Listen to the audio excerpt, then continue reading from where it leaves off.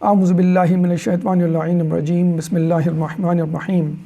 رب اشرح لی صدری ویسر لی امری واحلل عقدۃ من لسانی یفقہوا قولی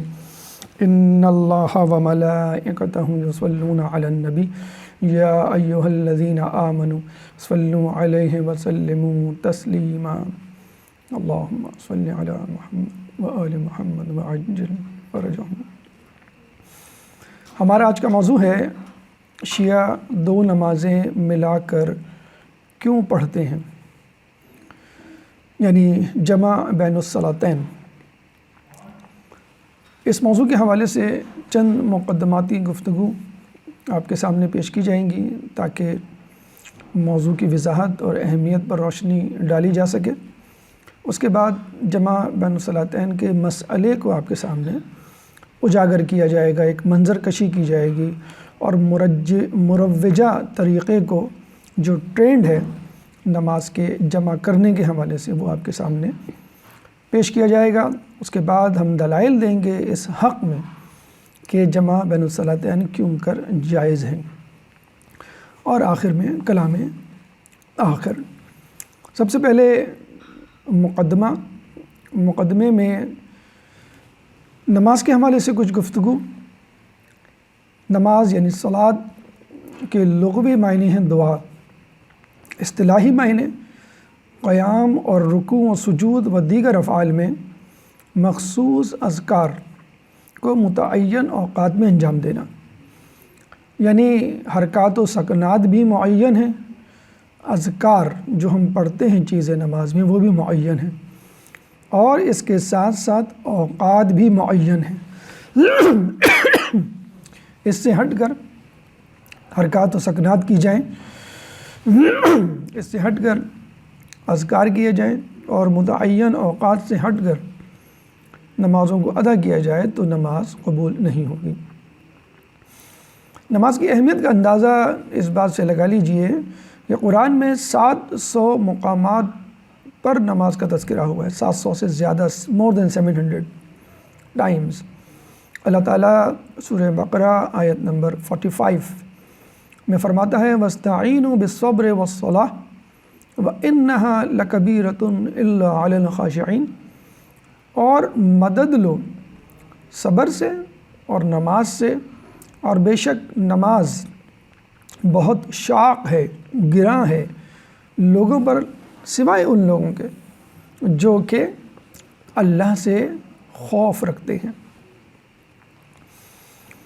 ہر نبی کی آخری وصیت میں نماز سے متعلق وصیت ہمیشہ شامل رہا کرتی تھی۔ خود رسول کی وصیت، ائمہ کی وصیت اس بات کی گواہ ہے۔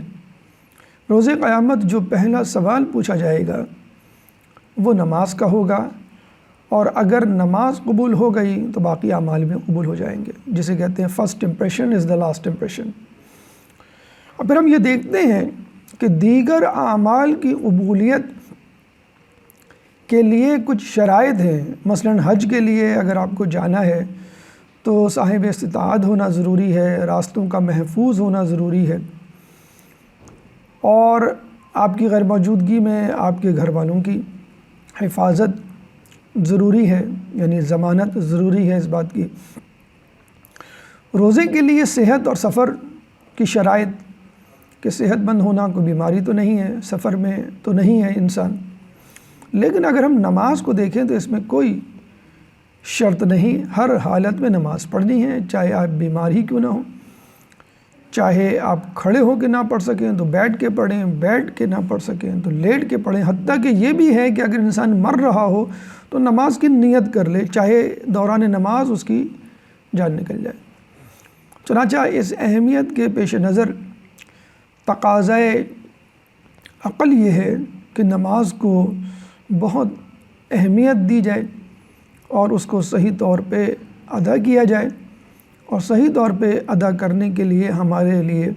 رول ماڈل خود رسول اکرم صلی اللہ علیہ وآلہ وسلم کی ذات مقدسہ ہے، اور خود حدیث رسول اس ضمن میں موجود ہے صلو کما رأیتمونی صلی،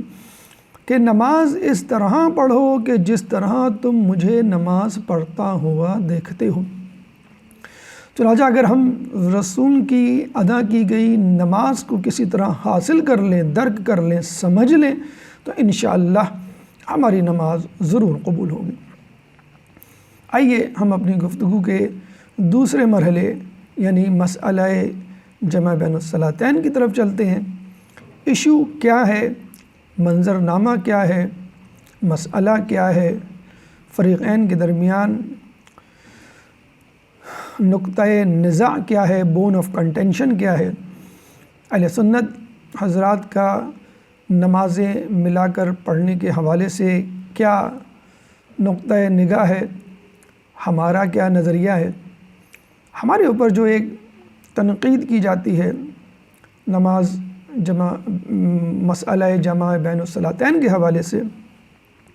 وہ یہ کہ جب اللہ تعالیٰ نے قرآن مجید میں واضح طور پہ فرما دیا ان الصلاۃ کانت علی المؤمنین کتابا موقوتا، بے شک نماز مومنین پر وقت مقررہ پہ فرض کی گئی ہے، سورہ نساء آیت نمبر 103۔ سورہ نساء قرآن کا 4واں سورہ ہے، چیپٹر 4 ورس نمبر 103۔ جب اللہ تعالیٰ نے کہہ دیا کہ نماز مقررہ وقت پر فرض کی گئی ہے تو پھر آپ کون ہوتے ہیں ان مقررہ وقت پر نہ ادا کرنے والے نماز، یا ان مقررہ وقت سے ہٹ کر نماز ادا کرنے والے؟ 5 نمازیں ہیں، 5 اوقات ہیں، ہمیں چاہیے ان 5 اوقات میں ان 5 نمازوں کو ادا کریں۔ تو ہم یہی کہیں گے کہ ہم ادا تو کرتے ہیں لیکن وقت متعین ہی ہوا کرتا ہے جس کے بارے میں کہا جاتا ہے کہ ہم وقت متعین۔ مثلا ہمارے بارے میں یہ الزام کہ جب کہہ دیا وقت متعین تو 5 نمازیں 5 اوقات، یہ انٹرپریٹیشن ہے، یہ کہا نہیں گیا اس طرح، آپ نے اس کو پرسیو کیا ہے، آپ نے اس کو درک کیا اپنے طور پہ، جو کہ غلط ادراک ہے۔ مثلا ہم پہ الزام لگایا جاتا ہے کہ اس آیت کے برعکس آپ عمل کر رہے ہیں اور ظہرین کی صورت میں آپ ظہر اور عصر کو ملا دیا کرتے ہیں، مغربین کی صورت میں آپ مغرب اور عشاء کو ملا دیتے ہیں، اول جمع کو آپ جمع تقدیم کہتے ہیں اور دویم جمع کو جمع تاخیر کہتے ہیں۔ گویا آپ نماز کے اوقات میں اپنی طرف سے ترمیم کر کے قرآن کے برعکس عمل کر رہے ہیں۔ لیکن ہم دیکھتے ہیں کہ دوران حج یکدم اچانک یہ اصول، یہ نظریہ، یہ حکم جو قرآن کی سورہ نساء کی آیت سے ثابت ہے ختم ہو جاتا ہے، نل اینڈ وائڈ ہو جاتا ہے، اور عرفات کے میدان میں ظہر و عصر کو جمع کیا جاتا ہے، مزدلفہ کے میدان میں مغرب اور عشاء کو جمع کر دیا جاتا ہے، اور وہاں پہ کسی قسم کی کوئی ایمرجنسی نہیں ہوتی۔ عرفات کے میدان میں بھی آپ کو مغرب تک ٹھہرنا ہے اور مزدلفہ کے میدان میں بھی فجر تک آپ کو ٹھہرنا ہے، یعنی دن کا تقریباً پورا حصہ زوال کے بعد مغرب تک آپ کے ہاتھ میں ہے، اور مزدلفہ میں بھی مغرب کے بعد سے لے کر رات گئے تک فجر تک آپ کے پاس وقت ہے، آپ جب چاہیں عشاء کی نماز پڑھیں، اسی طرح عرفات میں جب چاہیں عصر کی نماز پڑھیں۔ 1.5-2 گھنٹے سے زیادہ کا گیپ ممکن ہے، تو وہاں پہ سنی شیعہ یکدم جو ہے ساتھ ہو جاتے ہیں، یا یوں کہہ لیجیے اہل سنت حضرات اہل تشیع کی تقلید کرنے لگتے ہیں۔ وہاں مکمل اتفاق، لیکن سال بھر الگ الگ نظریات، اور دیکھا جائے تو اس میں 2 شدت پسندیاں وجود میں آ چکی ہیں۔ یعنی اہل سنت کے نزدیک ایک مجموعی عمومی تاثر ہے جو ہے وہ یہ کہ نمازوں کو ہمیشہ الگ الگ ہی پڑھنا چاہیے، یعنی ظہر کو الگ، عصر کو الگ، اسی طرح مغرب کو الگ اور عشاء کو الگ ملا کے نہیں پڑھنا چاہیے۔ اور اہل تشیع میں یہ نظریہ جاگزی ہو گیا ہے عمومی طور پہ کہ نمازوں کو ہمیشہ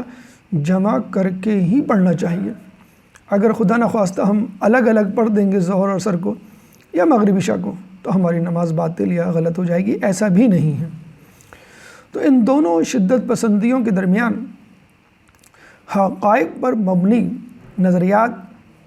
ہمیں اپنانے ہیں اور صحیح طور پہ احکام الہی کو سمجھنا ہے۔ اب ہم تفصیل کی طرف چلتے ہیں۔ تو ائمہ اربع اہل سنت کے 4 امام جن کی مناسبت سے 4 فقہیں وجود میں آ چکی ہیں، وہ کس بات کے قائل ہیں؟ آئیے دیکھتے ہیں۔ امام ابو حنیفہ کہتے ہیں کہ نمازوں کی جمع کرنا، نمازوں کو جمع کرنا، نمازوں کی جمع بین الصلاتین کسی صورت میں بھی جائز نہیں۔ یعنی آپ سفر میں، حضر میں، امن میں، جنگ میں، صحت میں، بیماری میں، کسی بھی حوالے سے جمع کے قائل نہیں ہیں۔ ہمیشہ نمازوں کو الگ الگ پڑھنا ہے۔ ائمہ ثلاثہ یعنی امام ابو حنیفہ کے علاوہ باقی 3۔ اچھا، ہم یہ بتا دیں کہ امام ابو حنیفہ کے مقلدین یا ان کے ماننے والے یا پیروکار دنیا میں سب سے زیادہ ہیں بنسبت باقی تینوں کے۔ تو عموماً جب ائمہ ثلاثہ ہم کہتے ہیں تو ان سے مراد امام حنبل، امام شافعی اور امام مالک ہوا کرتے ہیں، امام ابو حنیفہ سے ہٹ کر۔ یہ تینوں ائمہ اہل سنت، ائمہ ثلاثہ، سفر میں تو جمع کے قائل ہیں کہ جب آپ سفر میں ہوں تو آپ نماز کو جمع کر کے پڑھ لیں۔ اب جب سفر میں نہ ہوں، گھر میں ہوں، اپنے ملک اور شہر میں ہوں تو الگ الگ پڑھیں۔ اکثر جو لوگ سعودی عرب جاتے ہیں عمرہ اور حج کی غرض سے، بس ڈرائیور حضرات یہ کہتے ہوئے نظر آتے ہیں کہ بھئی ظہر کی نماز کا وقت ہو گیا ہے اور آپ لوگ عصر بھی اس کے ساتھ پڑھ لیے گا، یا مثلاً مغرب کی نماز کا وقت ہو گیا ہے، آپ لوگ اس کے ساتھ عشاء بھی پڑھ لیے گا۔ اور یہ بات جو ہے خود مرزا انجینئر محمد علی، جو اس وقت اہل سنت کے ایک تحقیقی عالم دین، محقق فقہ جسے کہہ لیجئے اور مناظر ہیں، وہ خود اس بات کو تسلیم کرتے ہیں اور اپنے تجربے کا جو ہے وہ کئی جگہ پر اظہار بھی کر چکے ہیں کہ جب اہل سنت حضرات سعودی عرب میں حج عمرے کے دوران اس صورتحال سے گزرتے ہیں تو وہاں وہ لوگ اس پہ احتجاج کیوں نہیں کرتے؟ اور چونکہ وہاں پر امام حنبل کے ماننے والے زیادہ ہیں، چنانچہ وہاں پر نمازوں کو جمع کرنا خصوصی طور پہ سفر میں چندہ قابل اعتراض نہیں اور قابل قبول ہے۔ شیعہ نظریہ، فقہ جعفریہ کہہ لیجئے، یہ ہے کہ جمع بین الصلاتین ہر صورت میں جائز ہے، چاہے عذر کے ہو چاہے بغیر عذر کے۔ یعنی اگر کوئی صورتحال ایسی ہے کہ جلدی ہے یا بعد میں ممکن نہیں نماز کو ادا کرنا 4-5 گھنٹے میں، تو اگلی نماز یعنی عصر کی یا عشاء کی پہلے پڑھی جا سکتی ہے، اور اگر عذر نہ بھی ہو تو بھی جائز ہے۔ اب آئیے ان دلائل کی طرف ہم چلتے ہیں کہ جس سے ہم یہ ثابت کریں گے کہ نمازوں کو جمع کرنا عین جائز ہے۔ آپ چاہیں تو الگ الگ پڑھیں، چاہیں تو ملا ملا کر پڑھیں، مکمل طور پہ اس کی شریعت نے اجازت دی ہے۔ جہاں تک تعلق ہے ثواب کا، یہ ایک الگ بحث ہے، ہم بات کر رہے ہیں جواز کا۔ آئیے دیکھتے ہیں کہ قرآن جمع بین الصلاتین کے حوالے سے کیا کہتا ہے۔ 5 آیات میں سے 3 آیات کا آپ کے لیے ہم نے انتخاب کیا ہے کہ جس میں 5 نمازوں کے 3 اوقات مذکور ہیں۔ پہلی آیت سورہ بنی اسرائیل آیت نمبر 78۔ سورہ بنی اسرائیل قرآن کا 70واں سورہ ہے، چیپٹر 17 اور ورس نمبر 78۔ اللہ فرماتا ہے اقم الصلاۃ لدلوک الشمس الی غسق اللیل وقرآن الفجر ان قرآن الفجر کان مشہودا۔ نماز کو قائم کریں آفتاب کے ڈھلنے سے لے کر رات کی تاریکی تک، اور فجر کا قرآن پڑھنا بھی، یقیناً فجر کے وقت قرآن پڑھنا حاضر کیا گیا ہے۔ سورہ بنی اسرائیل آیت نمبر 78۔ امام باقر علیہ السلام اس آیت کی تفسیر کے ضمن میں فرماتے ہیں لدلوک الشمس، یا دلوک الشمس زوال آفتاب کو ظاہر کرتا ہے، غسق اللیل نصف شب کی طرف اشارہ ہے، قرآن الفجر نماز فجر ہے جو گواہ بنے گی۔ یعنی زوال آفتاب جب سورج چڑھ جائے اس کے بعد نماز کا وقت ہو جاتا ہے ظہر تک، یہ ایک وقت ہے، غروب آفتاب تک یہ ایک وقت ہے۔ اب ظاہر سی بات ہے زوال کے بعد سے لے کر غروب آفتاب تک جو نمازیں پڑھی جا سکتی ہیں وہ ظہر اور عصر کی ہیں۔ دونوں کا وقت ساتھ شروع ہوگا اور ساتھ ختم ہوگا۔ ہم یہ نہیں کہہ سکتے تھے ابھی ظہر کا وقت ہے کچھ گھنٹے کے بعد عصر کا شروع ہوگا، جی نہیں، جیسے ہی ظہر کا وقت شروع ہوا ویسے ہی عصر کا وقت شروع ہو گیا۔ بس ایک باریک بینی ہے اس میں کہ ظاہر سی بات ہے جب آپ نماز پڑھیں گے تو ظہر سے پہلے عصر کی نماز نہیں پڑھ سکتے، تو چنانچہ ظہر کا وقت زوال کے فوراً بعد شروع ہو جاتا ہے، اور عصر کا وقت ظاہر سی بات ہے جتنی دیر آپ کو لگے گی ظہر پڑھنے میں اس کے بعد شروع ہوگا۔ اسی طرح قضا کے حوالے سے ریورس ہے، مغرب سے پہلے غسق اللیل اشارہ ہے نصف شب کی طرف، یعنی نصف شب تک آپ کو جو نمازیں پڑھنی ہیں وہ مغرب اور عشاء کی ہیں۔ اب ظاہر سی بات ہے اس دوران آپ ظہر عصر فجر تو نہیں پڑھ سکتے، یہ دوسرا ٹائم ہے، وقت ہے۔ تیسرا وقت قرآن الفجر، صبح کی نماز، فجر کے وقت پڑھا جانے والا قرآن قرأت یا نماز وہ فجر کی نماز ہے۔ تو جب سورج چڑھ جائے، زوال آفتاب ہو جائے، اس کے بعد نماز کا وقت شروع ہو جاتا ہے غروب آفتاب تک۔ اس میں دو ہی نمازیں پڑھی جا سکتی ہیں، ظہر اور عصر، یعنی دونوں کا وقت ساتھ چلے گا،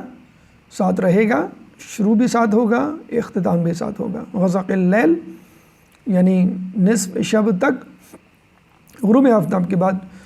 مغرب اور عشاء دونوں کا وقت شروع ہو جائے گا، ساتھ چلے گا اور ساتھ میں ختم ہوگا ایک ساتھ۔ قرآن الفجر یعنی فجر کے وقت نماز فجر ہی پڑھی جا سکتی ہے۔ فروع کافی یعقوب کلینی کی تالیف شدہ جمع کردہ احادیث پر مبنی کتاب، جلد نمبر 2 صفحہ نمبر 12 امام فخر الدین رازی کی تفسیر کی جب ہم ورق گردانی کرتے ہیں تو ان کی تفسیر کبیر، مشہور زمانہ تفسیر، آپ فرماتے ہیں اس آیت کی تفسیر کے ضمن میں کہ یہ آیت بتلاتی ہے کہ نماز ظہر اور عصر کا وقت اور اسی طرح مغرب اور عشاء کا وقت ایک ہی ہے، یعنی اس بات کو تسلیم کرتے ہیں کہ ظہر اور عصر کو ایک ساتھ پڑھا جا سکتا ہے کیونکہ ان کا ٹائم ایک ہی جیسا ہے، ڈیوریشن شروع اور اختتام ایک ساتھ ہے۔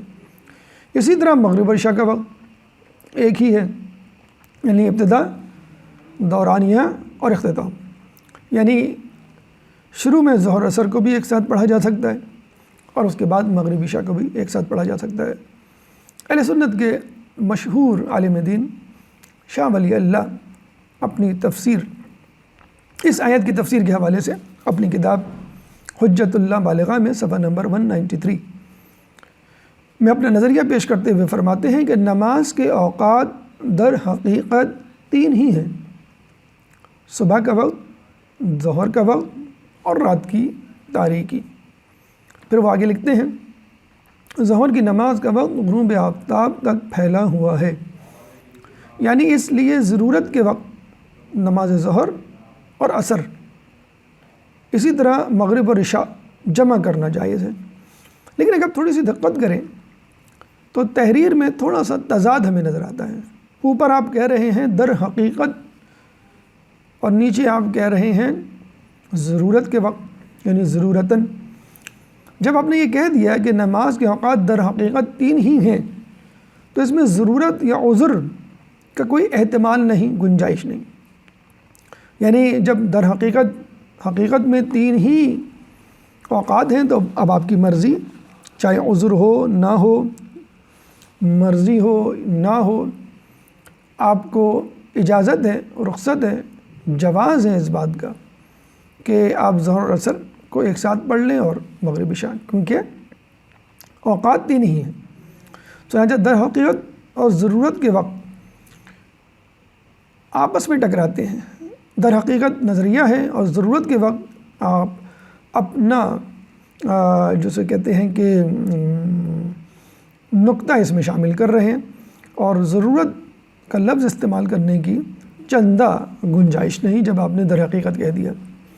دوسری آیت جو اس ضمن میں پیش کی جاتی ہے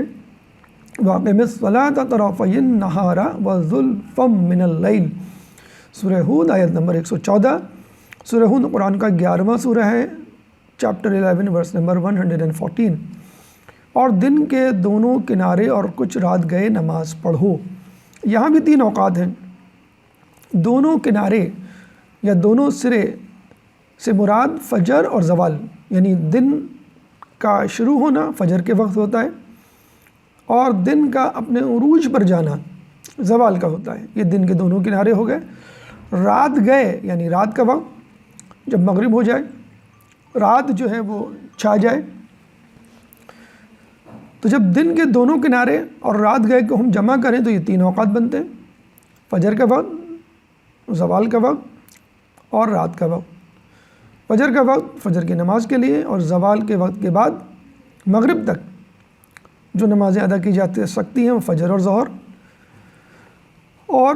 یعنی ان دونوں کو ملا کے ہم ظہرین کہیں گے، اور رات کا وقت مغربین یعنی مغرب اور عشاء کے لیے۔ تیسری آیت جو اس ضمن میں پیش کی جاتی ہے 3 اوقات کے حوالے سے وَسَبِّحْ بِحَمْدِ رَبِّكَ قَبْلَ طُلُوعِ الشَّمْسِ وَقَبْلَ الْغُرُوبِ وَمِنَ اللَّيْلِ فَسَبِّحْهُ وَأَدْبَارَ السُّجُودِ، سورہ قاف آیت نمبر 39 اور 40۔ سورہ قاف قرآن کا 50واں سورہ ہے، چیپٹر 50 ورس نمبر 39 and 40۔ پس یہ جو کچھ کہتے ہیں آپ اس پر صبر کریں اور اپنے رب کی تسبیح تعریف کے ساتھ بیان کریں، سورج نکلنے سے پہلے بھی اور سورج غروب ہونے سے پہلے بھی، اور رات کے وقت بھی تسبیح کریں اور نماز کے بعد بھی۔ قبل طلوع الشمس، طلوع شمس سے پہلے یعنی فجر کی نماز کا وقت ہوگا۔ قبل الغروب، غروب سے پہلے جو نمازیں پڑھ لینی چاہیے ورنہ غروب آفتاب کے بعد قضا ہو جائیں گی، وہ ہے ظہر اور عصر کی نمازیں۔ وَمِنَ اللَّيْلِ، رات کے وقت غروب آفتاب سے لے کے فجر تک یا نصف شب تک وہ آپ کی مغرب اور عشاء کی نمازیں کہلائیں گی۔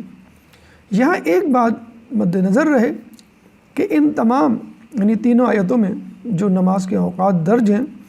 وہ غیر مشروط ہیں، مشروط نہیں، یعنی یہ نہیں کہا گیا کہ اگر تم سفر میں ہو تو ایسا کر لو، اگر تم بیمار ہو تو ایسا کر لو، اگر تم مصروف ہو تو ایسا کر لو۔ جیسے کہ روزے میں کہا جاتا ہے کہ جب آپ سفر میں ہوں تو آپ جو ہے اس کو نہ رکھیں، یا نماز کے لیے کہا جاتا ہے کہ جب آپ سفر میں ہوں تو نماز کو قصر کر لیں۔ تو جمع کرنے کے حوالے سے اللہ نے کوئی کنڈیشن جب نہیں لگائی تو ہمیں بھی چاہیے کسی شرط کو اس کے ساتھ نتھی نہ کریں۔ اگر ہمیں قرآن سے نماز کے اوقات کی آگہی یا درک کی کوئی راہ نکلتی بھی نظر نہیں آتی تو سنت رسول کی طرف رجوع کیا جاتا ہے۔ پہلی حدیث اس حوالے سے عبداللہ بن عباس، رسول اکرم نے عبداللہ بن عباس سے روایت ہے، اور رسول اللہ نے ظہر و عصر کی نماز مدینے میں بلا خوف و سفر پڑھی، خوف بھی نہیں تھا سفر بھی نہیں تھا۔ ایسا اس لیے کیا کہ رسول اللہ نے چاہا کہ آپ کی امت میں سے کسی پر کوئی تکلیف نہ ہو۔ جب یہ سوال پوچھا گیا عبداللہ بن عباس سے کہ ایسا رسول نے کیوں کیا، مدینے میں تھے، بارش بھی نہیں تھی، کوئی خوف نہیں تھا، سفر کی تیاری بھی نہیں تھی کہ مثلا آپ نے ظہر پڑھی ہو اور پھر فوراً سفر پہ نکلنا ہو تو آپ نے عصر بھی ساتھ پڑھ لی۔ جب یہ تمام صورتحال پیچیدگیاں نہیں تھیں تو رسول اللہ نے ایسا کیوں کیا؟ کول اینڈ کمفرٹ، جسے کہتے ہیں نا ہم اپنے کمفرٹ زون میں جب ہوں تو بھی ہم ایسا کر سکتے ہیں، گھر میں ہوں، ریلیکس ہوں، کول ہوں، صحت مند ہو، تب بھی ہم ایسا کر سکتے ہیں۔ تو رسول چاہتے یہ تھے کہ آپ کی امت میں سے کسی پر کوئی تکلیف نہ ہو۔ آئندہ آنے والے زمانوں میں اگر کوئی چاہے تو ان نمازوں کو اپنے ہی گھر میں، اپنے ہی محلے کی مسجد میں بغیر کسی پریشانی اور کسی ایمرجنسی کے ان کو ملا سکے۔ اور یہ حدیث کافی جگہوں پر مذکور ہے اور صحیح ستہ میں بھی موجود ہے، اس کے علاوہ بھی کتابوں میں موجود ہے۔ صحیح بخاری جلد نمبر 2 صفحہ نمبر 224، سنن نسائی جلد نمبر 1 صفحہ نمبر 219، جامع ترمذی صفحہ نمبر 113، سنن ابن داؤد جلد نمبر 1 صفحہ نمبر 453، مسند احمد جلد نمبر 1 صفحہ نمبر 223۔ دوسری حدیث جو نمازوں کو جمع کرنے کے حوالے سے ہم پاتے ہیں مختلف کتابوں میں، خصوصی طور پہ صحیح 7 میں حضرت ابن عباس کی روایت کہ میں نے رسول اللہ کے پیچھے 8 رکعت اور 7 رکعت جمع پڑھی۔ 8 رکعت یعنی ظہر اور عصر، 7 رکعت یعنی مغرب اور عشاء۔ اور یہ حدیث ہمیں صحیح بخاری جلد نمبر 1 حدیث نمبر 532، صحیح مسلم جلد نمبر 2 صفحہ نمبر 225، سنن نسائی جلد نمبر 1 حدیث نمبر 607، سنن ابو داؤد جلد نمبر 1 حدیث نمبر 1201، ان کتابوں میں مل جائے گی۔ حضرت ابن عباس نے نمازوں کو جمع کیا تقدیم کے حوالے سے بھی، یعنی جمع تقدیم ظہر و عصر، اور تاخیر کے حوالے سے بھی، یعنی مغرب اور عشاء۔ تیسری حدیث حذیفہ یمانی کے حوالے سے ہمیں ملتی ہے، میں نے رسول اللہ کے پیچھے مغرب کی نماز ادا کی، پھر حضرت نے یعنی رسول اللہ نے عشاء کی نماز پڑھائی، یعنی مغرب کی نماز کے فوراً بعد رسول اللہ نے عشاء کی نماز پڑھائی۔ حالانکہ رسول اللہ چاہتے تو اپنے گھر میں تھے، یعنی اپنے محلے میں تھے، اپنے شہر میں تھے، اپنی مسجد میں تھے، کوئی ایسا مسئلہ نہیں، کچھ دیر ٹھہر کے عشاء کی نماز پڑھا لیتے، لیکن وہی بات کہ امت کو آگے حرج نہ ہو۔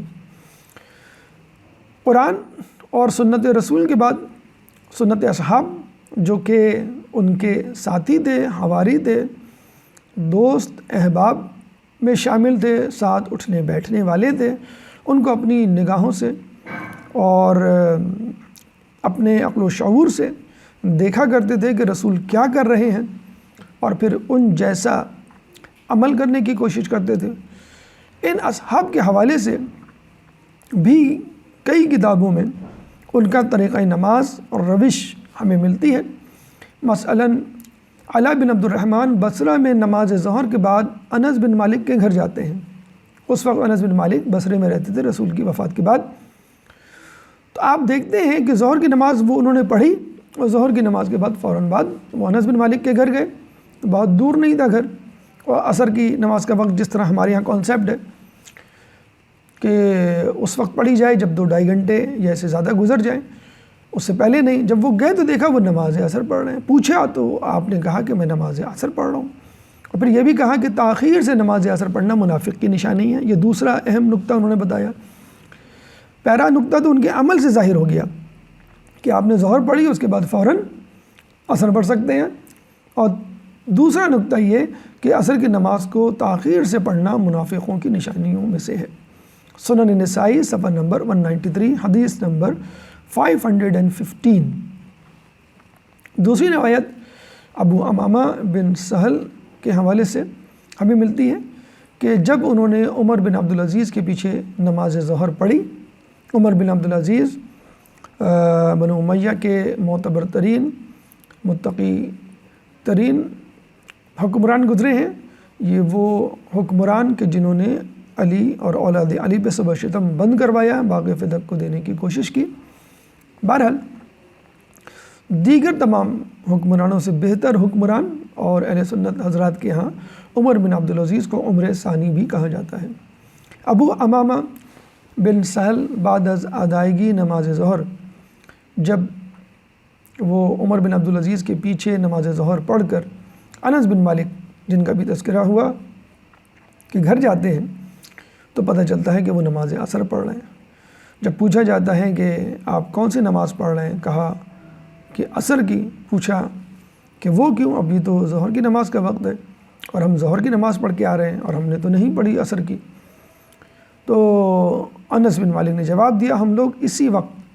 رسول اللہ کے ساتھ نماز عصر پڑھا کرتے تھے، یعنی رسول کبھی کبھار ظہر اور عصر کو ملایا بھی کیا کرتے تھے۔ صحیح بخاری کی جلد نمبر 1 حدیث نمبر 519، اسی طرح سنن نسائی کی جلد نمبر 1 حدیث نمبر 513 میں یہ روایت موجود ہے۔ ایک اہم نقطہ انس بن مالک کے حوالے سے احادیث کی اور تاریخ کی کتابوں میں ملتا ہے کہ انس بن مالک جماعت کو چھوڑ کر، مسجد کو چھوڑ کر فرادہ نماز کی طرف اور گھر میں نماز کی ادائیگی کی طرف کیوں رغبت رکھتے تھے، کیوں لوگوں کے ساتھ مل کر جماعت کی ادائیگی نہیں کرتے تھے۔ تو انس بن مالک سے جب یہ پوچھا گیا، انہوں نے کہا کہ میں مسلمانوں کو دیکھتا ہوں کہ انہوں نے نماز میں بھی تبدیلی کر دی، یعنی دین، اسلام کی شریعت، دین کا ڈھانچہ بدستور تبدیل ہو رہا ہے، اور اب نوبت یہاں تک پہنچ گئی ہے کہ لوگوں نے نماز جیسی اہم ترین عبادت کو جو روزمرہ کے معمولات میں شامل ہے اس میں بھی تبدیلی کرنی شروع کر دی ہے۔ اس لیے وہ دل برداشتہ ہو کر فرادہ نماز کو ترجیح دیا کرتے تھے۔ تیسری روایت بروایت عبداللہ بن شقیق، عبداللہ بن عباس کا نماز مغرب میں ایک دفعہ خطبہ دینے کی وجہ سے تاخیر کا سامنا ہوتا ہے ان کو، واویلا مچایا گیا قبیلہ بنی تمیم کے ایک شخص نے، اور وہ یہ سمجھ رہا تھا کہ شاید عبداللہ بن عباس جو ہے وہ جان بوجھ کے تاخیر کر رہے ہیں، جو کہ مناسب نہیں۔ الصلاۃ الصلاۃ کہتے ہوئے عبداللہ بن عباس کی طرف بڑھتا ہے۔ عبداللہ بن عباس غصے سے اس کو جواب دیتے ہیں، میں نے رسول اللہ کی سنت میں عمل کر رہا ہوں کہ وہ نماز مغرب اور عشاء کو جمع کیا کرتے تھے۔ اور جب یہ بات لوگوں نے ابو ہریرہ سے کی اور ان سے تصدیق چاہی تو ابو ہریرہ نے اس بات کی تصدیق کی کہ ہاں ایسا ہی ہے، رسول اللہ کبھی کبھار مغرب کی اور عشاء کی نمازوں کو ملا کر پڑھا کرتے تھے۔ یہ حدیث صحیح مسلم کی جلد نمبر 2 صفحہ نمبر 225 میں مل جائے گا۔ آیات قرآنی اور سنت رسول اور اصحاب کی روش کے بعد ہم چلتے ہیں اقوال علماء اہل سنت، یعنی علماء اہل سنت آیات و روایات و حکایات اصحاب کو پڑھنے کے بعد کیا نتیجہ اخذ کرتے ہیں۔ علامہ وحید الزماں کسی تعارف کے محتاج نہیں، اہل حدیث کے غالباً سب سے مستند ترین عالم، کہ ان کی بات اس طرح تسلیم کی جاتی ہے کہ جس طرح ان کا فرمایا ہوا حرف عاقر ہو، گویا وحید الزماں کی تقلید کی جاتی ہے۔ حالانکہ اہل حدیث اپنے آپ کو غیر مقلد کہتے ہیں کہ یہ وہ لوگ ہیں کہ جو کسی کی تقلید میں نہیں ہیں،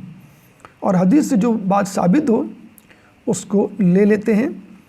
اور حتیٰ کہ آیات قرآنی کی تعویلات میں بھی حدیث کا استعمال کرتے ہیں۔ اور یہاں تک ان کا نظریہ بعض اوقات شدت پسندی کی طرف چلا جاتا ہے کہ آیت قرآنی کچھ کہہ رہی ہو اور سلفی اسلاف بزرگوں کی طرف سے کسی حدیث کے معنی کچھ اور ہوں جو قرآن کی آیت سے ٹکرا رہے ہوں، تو ان کا نظریہ یہ ہے کہ ہمیں حدیث کو لے لینا چاہیے، کیونکہ ہو سکتا ہے کہ قرآن کی آیت کو ہم سمجھ نہیں پائے،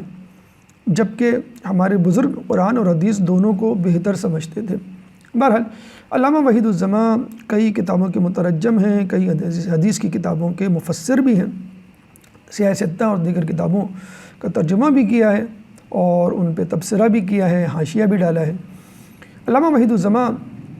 جمع بین الصلاتین کی احادیث کو جمع کرنے کے بعد، ان کا جائزہ لینے کے بعد اپنا نظریہ پیش کرتے ہیں، خصوصی طور پہ صحیح مسلم کی عبداللہ بن شقیق کی روایت پر کہ جمع بین الصلاتین رسول اللہ کے زمانے میں ہوا کرتا تھا، چنانچہ اس عمل کے ترک کرنے پر اجماع کیوں کر ہو سکتا ہے۔ کچھ حضرات کی طرف سے یہ نقطہ پیش کیا جاتا ہے کہ اس میں اجماع ہو گیا ہے، تو وحید الزماں کا کہنا یہ ہے اجماع اس بات پر ہوتا ہے کہ جو بات، جو مسئلہ، جو حکم قرآن سے ثابت نہ ہو سکے، حدیث میں کوئی ذکر نہ ہو اس مسئلے کے حوالے سے، تو ہم جو ہے علماء کا ایک پینل اجلاس بلاتے ہیں، اور علماء کی جو اکثریت کہتی ہے اس زمانے میں، کسی بھی زمانے میں جب وہ مسئلہ درپیش ہو تو علماء کی اکثریت کو ہم لے لیتے ہیں، اس کو ہم کہتے ہیں اجماع۔ لیکن اجماع کے لیے شرط یہ ہے کہ قرآن اور حدیث اس مسئلے پہ ہماری کوئی رہنمائی نہ کرتی ہو۔ تو علامہ وحید الزماں کہتے ہیں کہ جب رسول اللہ کا فعل، رسول اللہ کی سنت ہمارے سامنے ہے تو پھر اس پر کسی قسم کے اجماع کی ضرورت نہیں۔ پھر سنن ابن داؤد میں موجود جمع بین الصلاتین کی روایت پر تبصرہ کرتے ہوئے آپ فرماتے ہیں کہ دلائل جمع بین الصلاتین زیادہ قوی ہیں بنسبت ان نمازوں کو الگ الگ ادا کرنے کے حوالے سے، یعنی جو دلائل نمازوں کو جمع کرنے کے حوالے سے احادیث اور دیگر کتابوں میں موجود ہیں وہ زیادہ مضبوط ہیں بنسبت ان روایتوں کے کہ جس میں کہا گیا ہے کہ نمازوں کو الگ الگ پڑھنا چاہیے۔ پھر خود ترمذی کی روایت پر تبصرہ کرتے ہیں، کیونکہ اس میں ایک روایت ہے کہ جو دو نمازوں کو بغیر عذر جمع کرے تو وہ بڑے گناہوں کے دروازوں میں سے ایک دروازے میں گیا، یعنی رسول فرما رہے ہیں، گویا کسی نے روایت کی اور وہ راوی جو تھا حنش بن قیس تھا، کہ نمازوں کو جمع کرنے والا گویا ایسا ہے جس نے بہت بڑے گناہ کا ارتکاب کیا۔ تو آپ فرماتے ہیں، یعنی علامہ وحید الزمان اہل حدیث کے بہت بڑے عالم دین مفسر حدیث محدث، کہ حنش بن قیس ایک ضعیف راوی ہے، چنانچہ یہ روایت کسی بھی صورت جمع بین الصلاتین کی نفی کے لیے پیش نہیں کی جا سکتی۔ دیگر علماء جو نماز کو جمع کرنے کے حوالے سے اپنی رائے اہل تشیع کی حمایت میں رکھتے ہیں، ابن جوزی مذکورہ بالا حدیث وہ فرماتے ہیں، یعنی جو ابھی در عذر کے حوالے سے کہ جب عذر ہو تو آپ پڑھ لیں ورنہ نہیں، انہوں نے اس کو موضوع قرار دیا ہے، یعنی من گھڑت وضع کردہ حدیث، حقیقی نہیں ہے۔ امام نووی فرماتے ہیں جمع بصورت عذر، یعنی کچھ لوگ کہتے ہیں اگر کسی کو مرض ہے، بیمار ہے تو وہ جمع کر سکتا ہے، تو وہ فرماتے ہیں کہ جمع بسبب عذر مثلا مرض صحیح ہے، ویسے نہیں۔ جیسے ہم نے آپ کو پہلے بھی بتلایا تھا کہ کچھ لوگ کچھ کنڈیشنز میں، یعنی سفر میں اور مرض میں تو اجازت دیتے ہیں ورنہ نہیں، تو امام نووی جو ہے وہ مرض میں اجازت دیتے ہیں۔ ہمارا جو اس پہ آبجیکشن اعتراض ہے وہ یہ کہ اگر مرض تھا، اگر ہم یہ فرض کر لیں رسول اللہ کو مرض تھا، وہ مریض تھے اور انہوں نے جمع کیا ہوگا جب وہ بیمار پڑے، مثلا انہوں نے نمازوں کو جمع کر لیا ہوگا، تو ہم یہ کہیں گے مرض رسول اللہ کو تھا نہ کہ اصحاب کو۔ اصحاب نے کیوں نمازوں کو جمع کیا رسول کے ساتھ؟ وہ تو صحت مند تھے، یا سب کے سب کا امکان نہیں، احتمال نہیں کہ سب کے سب بیمار ہوں۔ اور پھر ابن عباس کی یہ وضاحت کہ امت کو تکلیف نہ ہو یہ بتلا رہی ہیں کہ رسول اللہ نے اپنی حالت نہیں، امت کی حالت کو مستقبل میں دیکھتے ہوئے یہ عمل انجام دیا تاکہ امت بغیر عذر کے بھی نمازوں کو جمع کر سکے۔ اور دیکھیں، جب رسول اللہ کو دین میں تبدیلی کرنے کا کوئی حق نہیں تو ہمیں بھی دین میں تبدیلی کرنے کا کوئی حق نہیں، یعنی جب رسول دین کو من و عن ویسے ہی پیش کرنے کے روادار ہیں، سزاوار ہیں، تو ہم کون ہوتے ہیں اس میں کوئی تبدیلی کرنے والے؟ سورہ یونس آیت نمبر 10 اللہ تعالیٰ آیت نمبر 15 میں اللہ تعالیٰ فرماتا ہے قُلْ مَا يَكُونُ لِي أَنْ أُبَدِّلَهُ مِنْ تِلْقَاءِ نَفْسِي إِنْ أَتَّبِعُ إِلَّا مَا يُوحَىٰ إِلَيَّ، یوں کہہ دیجئے کہ مجھے یہ حق نہیں کہ میں اپنی طرف سے اس میں ترمیم کر دوں، بس میں تو اسی کا اتباع کروں گا جو میرے پاس وحی کے ذریعے سے پہنچا ہے۔ اس بات کو سورہ نجم میں اللہ تعالیٰ اس طرح فرماتا ہے وَمَا يَنطِقُ عَنِ الْهَوَىٰ إِنْ هُوَ إِلَّا وَحْيٌ يُوحَىٰ، ارے وہ تو اپنے ہوائے نفس سے کچھ کہتے ہی نہیں ہیں، اپنی طرف سے کوئی بات نہیں کرتے، ان ہوا الا وحی یوحیٰ، سوائے اس کے کہ جو ان کو وحی کی جائے، یعنی جو اللہ کی طرف سے جبرائیل کی طرف سے لایا جائے گا، نازل کیا جائے گا، رسول اللہ منوعان اس کو ویسے ہی فی نفس ہی فارورڈ کر دیتے ہیں، اس میں کوئی تبدیلی نہیں کرتے۔ جس طرح ہم واٹس ایپ پہ میسیج فارورڈ کرتے ہیں، جب میسیج فارورڈ کرتے ہیں تو اس میں کوئی امکان نہیں کہ اس میں کوئی تبدیلی کی جائے۔ ہاں کاپی پیسٹ کریں گے تو آپشن ہوتا ہے کہ اس میں آپ ترمیم کر سکتے ہیں، لیکن رسول اللہ نے اپنی طرف سے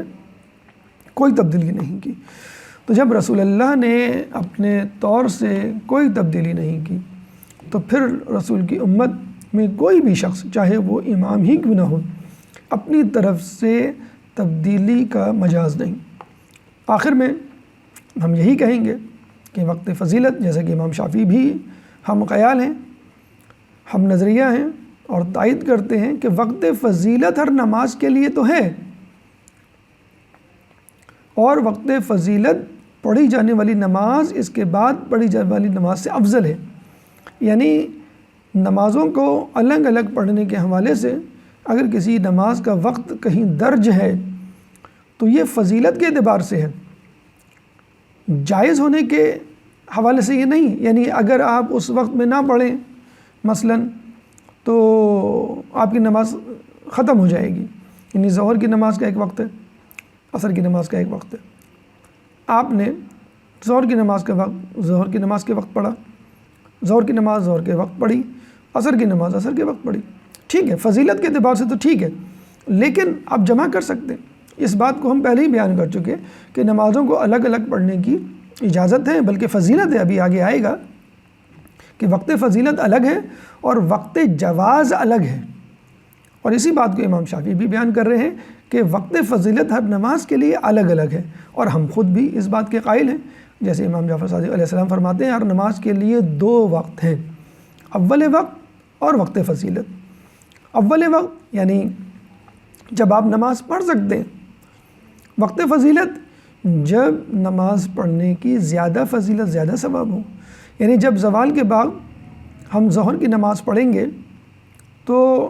وہی وقت نماز ظہر پڑھنے کے بعد وقت عصر بھی وقت نماز عصر کا بھی وقت کہلائے گا، لیکن عصر کی نماز کا فضیلت کا وقت یعنی زیادہ ثواب جس میں ملے گا وہ 2 گھنٹے اور 40 منٹ کے بعد ہے تقریباً۔ اسی طرح عشاء کے لیے بھی ہے کہ عشاء کی نماز مغرب کے فوراً بعد پڑھی جا سکتی ہے، جواز یعنی جائز ہے، لیکن فضیلت زیادہ ثواب کس میں ہے کہ جب مغرب کے بعد 50 منٹ کا وقت گزر جائے۔ کسی کے لیے یہ مناسب نہیں کہ وہ آخری وقت میں نماز ادا کرے، ہاں بیماری کے سوائے کوئی عذر نہیں۔ یعنی بتانا چاہ رہے ہیں کہ جیسی نماز کا وقت آئے آپ نماز کے لیے کھڑے ہو جائیں، جیسے جیسے وقت گزرتا چلا جائے گا اس میں اس کے ثواب میں کمی آتی جائے گی۔ تو اپنے سننے والوں کو اور فقہ جعفریہ کے فقہ سے مکتب سے تعلق رکھنے والوں کو یہ بتاتے چلیں کہ نماز عصر کا وقت 2 گھنٹے 40 منٹ بعد نماز ظہر ہے، فضیلت کا وقت۔ یعنی آپ پڑھ سکتے ہیں ظہر کے فوراً بعد عصر کی نماز، لیکن فضیلت 2 گھنٹے 40 منٹ بعد ہے ظہر کی نماز کے۔ نماز عشاء کا وقت 50 منٹ بعد نماز مغرب کے ہے، یعنی نماز عشاء کا وقت فضیلت یعنی زیادہ ثواب اس میں ہے کہ 50 منٹ بعد پڑھیں۔ لیکن یہ ایک الگ فتویٰ بھی ہے کہ اگر جماعت ہو رہی ہو اور جماعت وقت فضیلت کے اندر ہو رہی ہو تو بہتر یہ ہے کہ آپ جماعت کو ادا کریں اور وقت فضیلت کو چھوڑ دیں۔ یعنی ظہر کی نماز کا وقت ہوا، آپ نے ظہر کی نماز باجماعت پڑھی اور 5 10 15 منٹ بعد عصر کی جماعت کے لیے لوگ کھڑے ہو جاتے ہیں، حالانکہ ابھی عصر کی فضیلت کا وقت نہیں آیا جو کہ 2 گھنٹے 40 منٹ بعد ہے، تو آپ جماعت پڑھ سکتے ہیں۔ اس کا ثواب اکیلے فضیلت کے وقت پڑھنے سے زیادہ ہے، اور یہی معاملہ صورتحال نماز عشاء کے بعد ہے۔ تو اہل تشیع کے لیے بھی ان کی خدمت میں عرض ہے کہ اگر آپ کے پاس فرصت ہو، وقت ہو، جماعت کا ماحول نہ ہو، جماعت نہ ہو رہی ہو، اپنے گھر میں ہوں، تو آپ عصر کی نماز ظہر کی نماز کے 2 گھنٹے 40 منٹ بعد پڑھیں گے تو وہ وقت فضیلت ہے، عصر کی نماز کی فضیلت اور ثواب زیادہ ہوگا۔ اسی طرح نماز عشاء مغرب کے 50 منٹ بعد زیادہ فضیلت اور ثواب رکھتی ہے۔ اب یہ سوال کہ جمع کی سہولت کیوں دی گئی، امت کو کنفیوز کیوں کیا گیا؟ تو ایک دفعہ تیجانی سماوی مشہور عالم دین کنورٹڈ تیونس کے بہت بڑے عالم جو بعد میں تحقیق کے بعد شیعہ ہوئے، وہ اپنی کتاب حکم ازاں میں فرماتے ہیں کہ جب میں باقر الصدر کے پیچھے نماز پڑھ رہا تھا ظہر کی تو اس کے فوراً بعد انہوں نے عصر پڑھی، تو بعد میں نے انہوں سے پوچھا کہ آپ نے ایسا کیوں کیا؟ تو انہوں نے بتایا کہ رسول اللہ نے بھی ایسا کیا، اور نماز کے اوقات 3 درج ہیں قرآن میں، قرآن کی آیت سے جو کہ ابھی آپ نے آپ کے سامنے پیش کی، اور احادیث سے جو کم و بیش آپ کے سامنے ابھی رکھی، انہوں نے ثابت کیا۔ اور تجانی صباوی نے جب یہ پوچھا کہ اللہ نے ایسا کیوں کیا، تو شہید صدر کا باقر الصدر کا یہ جواب تھا کہ خدا کو معلوم تھا